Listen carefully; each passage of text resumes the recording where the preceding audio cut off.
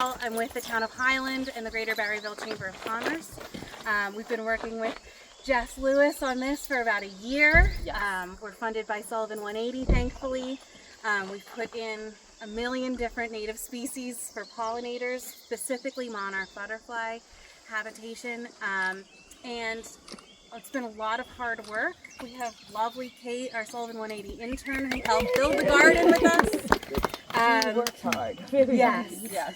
And it's wonderful to be at the base of the towpath, so now you can take a half-mile walk down to the Roebling Bridge, enjoy the river, sit along the benches, but also enjoy some of the native species here. Okay. And so we're building healthier communities, and we're hoping to bring back the population, make it a little stronger on the East Coast. The monarchs are down by 88%, which is a very sad tale.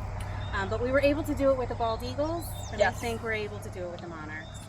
And so this morning celebrates something new here.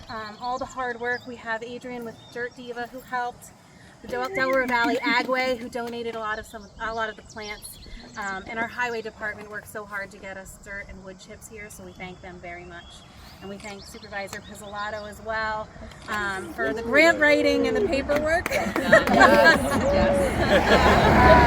so, Jess, if this is your cue, let's open the garden. Great. Okay. Ready? 1, 2, 3. Yes.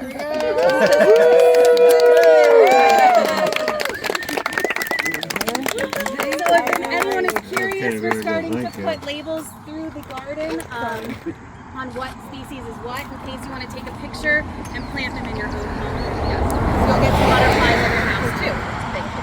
And we're going to be ongoing. There's another round of light install happening end of August with some little blue stem and goldenrod plugs.